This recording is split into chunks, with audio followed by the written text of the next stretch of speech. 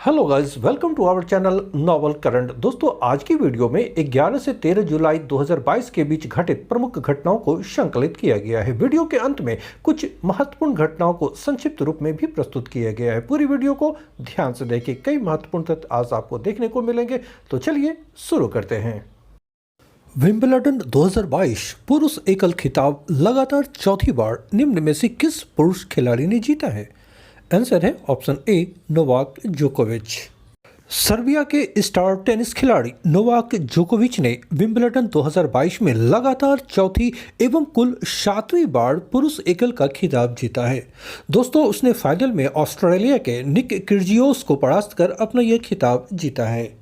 पिछले वर्ष 2021 में नोवाक जोकोविच ने 3 ग्रैंड स्लैम खिताब, पहला ऑस्ट्रेलियन ओपन, इसके पश्चात फ्रेंच ओपन और विंबलडन, ये तीनों खिताब अपने नाम किया था। किंतु इस वर्ष यानी 2022 में जोकोविच का यह पहला ग्रैंड स्लैम खिताब है जो इस बार उन्होंने विंबलडन का खिताब जीता है। दोस्तों, वे 2018 से लगातार विंबलडन का खिताब जीतते आ रहे हैं और इस खिताबी जीत के बाद नोवाक जोकोविच के ग्रैंड स्लैम खिताबों की संख्या 21 हो गई है। जी हाँ, 21 हो गई है उनके ग्रैंड स्लैम खिताबों की कुल संख्या। दोस्तों, सर्बिया के नोवाक जोकोविच स्पेन के राफेल नडाल के बाद सबसे ज्यादा ग्रैंड स्लैम खिताब जीतने के मामले में दूसरे स्थान पर पहुंच गए हैं। पहला स्थान किनका है? राफेल नडाल का। इस सूची में स्विट्जरलैंड के रोजर फेडरर अब 20 खिताब के साथ तीसरे पायदान पर आ गए हैं। यानी पहले पायदान पर राफेल नडाल, दूसरे पर नोवाक जोकोविच और तीसरे स्थान पर रोजर फेडरर है सर्वाधिक ग्रैंड स्लैम खिताब जीतने के मामले में। सिर्फ विंबलडन की बात करूं तो विंबलडन खिताब जीतने के मामले में रोजर फेडरर सबसे आगे है। उन्होंने 8 बार, जी हां 8 बार विंबलडन पुरुष एकल का खिताब जीता है, जबकि नोवाक जोकोविच ने पूर्व अमेरिकी दिग्गज जो पीट सैम्प्रास है उनकी बराबरी की है। इन दोनों ने, अर्थात नोवाक जोकोविच और पीट सैम्प्रास, इन दोनों ने 7-7 बार विंबलडन खिताब जीता है। भारत में सर्वाधिक एक्सप्रेस हाईवे के मामले में अग्रणी राज्य निम्न में से कौन सा है? आंसर है ऑप्शन ए, उत्तर प्रदेश। दोस्तों, भारत के सभी राज्यों में सर्वाधिक एक्सप्रेस हाईवे की कनेक्टिविटी वाला राज्य उत्तर प्रदेश बन गया है। 13, जी हाँ 13 एक्सप्रेस हाईवे वाला उत्तर प्रदेश देश का पहला राज्य है। इतनी संख्या में देश के किसी अन्य राज्य में एक्सप्रेस हाईवे नहीं है या निर्माण नहीं हो रहे हैं। आने वाले समय में विश्व के कई देशों से अधिक एक्सप्रेसवे कनेक्टिविटी उत्तर प्रदेश में होगी। दोस्तों, ये हम सभी को मालूम है कि इंफ्रास्ट्रक्चर अर्थव्यवस्था का ग्रोथ इंजन होते हैं और सड़कें तरक्की का आईना होती है। तो उत्तर प्रदेश में क्या विशेष है? दोस्तों, उत्तर प्रदेश में 3200 किलोमीटर की कुल 13 एक्सप्रेसवे में से 7 पर वर्तमान में काम चल रहा है, जबकि 6 एक्सप्रेसवे वहां पर संचालित है। यानी 6 पहले से संचालित है, 7 निर्माणाधीन है। इस प्रकार कुल 13 एक्सप्रेस हाईवे की कुल लंबाई 3200 किलोमीटर है और इस तरह देश का यह पहला राज्य है जहां इतनी लंबी एक्सप्रेसवे का निर्माण हो रहा है या किए जा रहे हैं। रिपोर्ट के अनुसार 296 किलोमीटर लंबे बुंदेलखंड एक्सप्रेसवे को 16 जुलाई 2022 को प्रधानमंत्री नरेंद्र मोदी लोकार्पण करेंगे। ये बिल्कुल नया एक्सप्रेसवे है जिसका उद्घाटन 16 जुलाई को की जाएगी। दोस्तों, बुंदेलखंड एक्सप्रेसवे में बुंदेलखंड के 7 जिलों को फायदा मिलेगा और इस एक्सप्रेसवे के माध्यम से बुंदेलखंड अब दिल्ली से सीधे जुड़ जाएंगे। दोस्तों, यहां पर यह ध्यान रखना है कि उत्तर प्रदेश में हाईवे और एक्सप्रेसवे जो भी निर्माणाधीन है या जो मौजूद है उनके किनारे औद्योगिक गलियारे भी बनाए जा रहे हैं। यह गलियारे विकास के साथ साथ रोजगार बढ़ाने में भी सहायक होंगे। दोस्तों, साथ ही आपातकाल में वायुसेना के विमानों की लैंडिंग और टेक ऑफ के लिए हवाई पट्टियां भी बनाई जा रही है। इसलिए ये जितने भी एक्सप्रेस हाईवे हैं ये काफ़ी महत्वपूर्ण हैं क्योंकि भारतीय वायुसेना भी इसका इस्तेमाल आपातकाल में कर सकेंगी। सेंट्रल विस्टा प्रोजेक्ट के तहत नई बन रही संसद भवन की छत पर हाल ही में किनके द्वारा विशाल अशोक स्तंभ का अनावरण किया गया? आंसर है ऑप्शन सी, प्रधानमंत्री द्वारा। प्रधानमंत्री नरेंद्र मोदी ने सेंट्रल विस्टा प्रोजेक्ट के तहत नए बन रहे संसद भवन पर लगे अशोक स्तंभ का अनावरण किया है। दोस्तों, कांस्य, जी हां ब्रॉन्ज से निर्मित अशोक स्तंभ 6.5 मीटर ऊंचा है और इसका कुल वजन 9500 किलोग्राम है। दोस्तों अशोक स्तंभ की संरचना के सपोर्ट के लिए, चूंकि उनका वजन काफी अधिक है, 9,500 किलोग्राम इसका वजन है, अतः उसके सपोर्ट के लिए लगभग 6,500 किलोग्राम वजन वाले स्टील की एक सहायक संरचना का भी निर्माण किया गया है। प्रधानमंत्री नरेंद्र मोदी सरकार का सेंट्रल विस्टा एक ड्रीम प्रोजेक्ट है। आपको ये मालूम होगा कि प्रधानमंत्री जी का ये एक ड्रीम प्रोजेक्ट है और इसका जो सेंट्रल एवेन्यू है उसमें लगभग 80% निर्माण कार्य पूरे हो चुके हैं। सरकार ने इस प्रोजेक्ट के पूरा होने की जो डेडलाइन निर्धारित की है वो अक्टूबर 2022 है। जी हाँ, अक्टूबर 2022 तक संभावना है कि ये संपूर्ण निर्माण कार्य पूरे हो जाएंगे। हाल ही में भगवानी देवी ने किस उम्र में वर्ल्ड मास्टर्स एथलेटिक्स चैंपियनशिप 2022 में स्वर्ण पदक जीता है? आंसर है ऑप्शन ए 94 साल।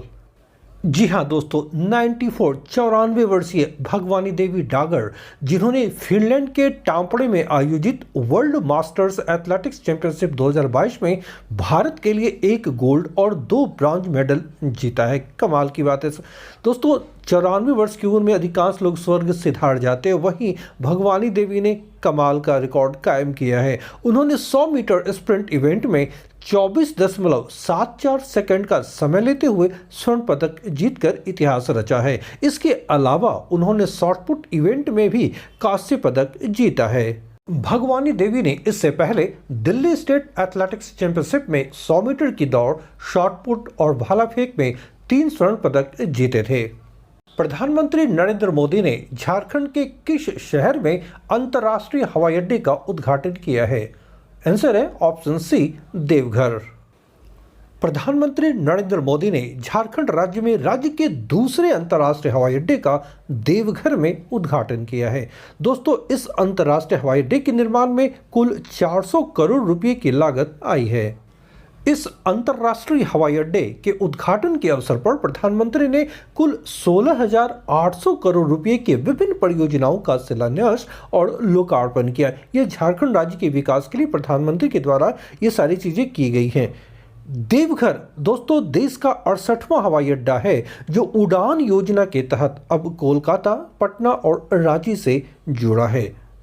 दोस्तों यह तथ्य आप ध्यान में रखें कि देवघर अंतर्राष्ट्रीय हवाई अड्डा रांची के बाद झारखंड राज्य का दूसरा अंतर्राष्ट्रीय हवाई अड्डा है। देवघर से पहली उड़ान प्रधानमंत्री ने हरी झंडी दिखाकर 12 जुलाई को इसका उद्घाटन किया है। प्रधानमंत्री नरेंद्र मोदी ने ही 25 मई 2018 को देवघर हवाई अड्डे की आधारशिला भी रखी थी। संयुक्त राष्ट्र संघ के ताजा अनुमान के अनुसार किस वर्ष तक भारत दुनिया का सर्वाधिक आबादी वाला देश बन जाएगा? आंसर है ऑप्शन ए 2023। संयुक्त राष्ट्र संघ की एक रिपोर्ट के अनुसार 2023 तक भारत अपने पड़ोसी देश चीन को पीछे छोड़ते हुए विश्व की सबसे ज्यादा आबादी वाला देश बन जाएगा। दोस्तों जो संयुक्त राष्ट्र संघ की रिपोर्ट कहती है कि इसके अनुसार 15 नवंबर 2022 को ही विश्व की आबादी 8 अरब तक पहुंच जाएगी। यह डेट ध्यान रखिएगा, 15 नवंबर 2022 तक माना जा रहा है कि विश्व की आबादी 8 अरब तक पहुंच जाएगी।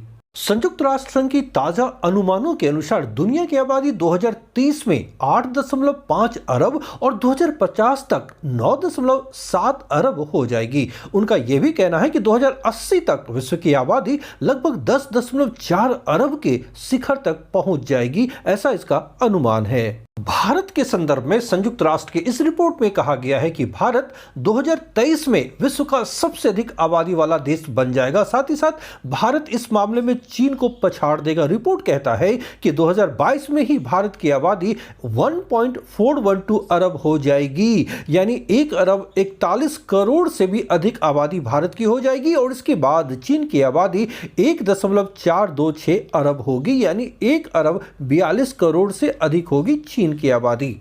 और 2023 में भारत चीन से आगे निकल जाएगा आबादी के दृष्टिकोण से। निम्न में से किसको हाल ही में IMF अर्थात इंटरनेशनल मॉनेटरी फंड अंतरराष्ट्रीय मुद्रा कोष के पूर्व मुख्य अर्थशास्त्रियों की दीवार में शामिल किया गया, अर्थात IMF के कार्यालय में उनके चित्र को लगाया गया है? आंसर है ऑप्शन बी गीता गोपीनाथ। दोस्तों भारतीय मूल की अमेरिकी गीता गोपीनाथ को हाल ही में अंतर्राष्ट्रीय मुद्रा कोष के पूर्व मुख्य अर्थशास्त्रियों की दीवार में शामिल किया गया है और यह सम्मान पाने वाली वो पहली महिला और दूसरी भारतीय हैं। यद्यपि वर्तमान में उनकी नागरिकता अमेरिकी है, किंतु वे भारतीय मूल की हैं, इसलिए हम कह सकते हैं कि वो भारतीय हैं। पूर्व मुख्य अर्थशास्त्रियों की दीवार पर चित्रित होने वाले पहले भारतीय कौन है, तो याद रखें रघुराम राजन। उन्होंने 2003 से 2006 के दौरान IMF के मुख्य अर्थशास्त्री और अनुसंधान निदेशक के रूप में कार्य किया था। दोस्तों, गीता गोपीनाथ ने 2019 से 2022 के बीच IMF के मुख्य अर्थशास्त्री के रूप में भी कार्य किया था। ध्यान रहे कि 21 जनवरी 2022 को गीता गोपीनाथ की नियुक्ति अंतर्राष्ट्रीय मुद्रा कोष के पहले उप प्रबंध निदेशक, जी हां, first deputy managing director of the IMF के रूप में किया गया है। IMF में शामिल होने से पहले गोपीनाथ हार्वर्ड यूनिवर्सिटी में अर्थशास्त्र के प्रोफेसर के पद पर कार्यरत थीं। दोस्तों, अब आइए कुछ अन्य महत्वपूर्ण घटनाओं को संक्षिप्त रूप में देखते हैं। हाल ही में किस राज्य सरकार ने मिशन कुशल कर्मी योजना को लॉन्च किया है? आंसर है दिल्ली सरकार। दोस्तों, इसके अंतर्गत मजदूरों को प्रशिक्षण देने का कार्यक्रम है ताकि उन्हें स्किलफुल बनाया जा सके। विश्व शांति फोरम 2022 का आयोजन निम्न में से किस देश में किया गया? यह देश है चीन, जहां पर इसका आयोजन किया गया है। किस IIT संस्था, जी हां, भारतीय प्रौद्योगिकी संस्थान के शोधकर्ताओं द्वारा पीवॉट नामक एक आर्टिफिशियल इंटेलिजेंस बेस्ड उपकरण विकसित किया गया है? आंसर है IIT मद्रास। दोस्तों, इसके द्वारा कैंसर को आसानी से पहचाना जा सकता है और यह एक महत्वपूर्ण खोज की है IIT मद्रास के छात्रों ने। भारत के किस लेफ्टिनेंट जनरल को दक्षिण सूडान में UN मिशन का नया सैनिक कमांडर नियुक्त किया गया है?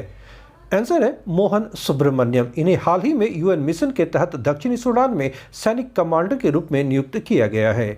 भारतीय रिजर्व बैंक ने हाल ही में नियमों का पालन न करने के लिए कितने सहकारी बैंकों, जी हां, कोऑपरेटिव बैंक पर जुर्माना लगाया है? तो ऐसे बैंकों की संख्या 3 है, यानी 3 सहकारी बैंक है जिन पर RBI के द्वारा नियमों का पालन न करने के लिए जुर्माना लगाया गया है। दोस्तों, अगर आप UPSC, BPSC, UPPSC अथवा किसी अन्य राज्य लोक सेवा आयोग की परीक्षाओं की तैयारी कर रहे हैं तो करंट अफेयर्स से संबंधित यह चैनल आपके लिए बेहद उपयोगी है। यहाँ सिर्फ महत्वपूर्ण घटनाओं का ही संकलन किया जाता है। यदि आपको ये पसंद आ रहे हैं तो आप इसे लाइक करें, दोस्तों के बीच शेयर करें और अगर आप नए हैं तो चैनल को सब्सक्राइब अवश्य कर लें। साथ ही साथ बेल आइकन को भी प्रेस करें ताकि हमारे सारे वीडियोज़ के नोटिफिकेशन आपको सबसे पहले मिल सके। मिलता हूँ नेक्स्ट सेशन में शीघ्र ही। Till then, bye.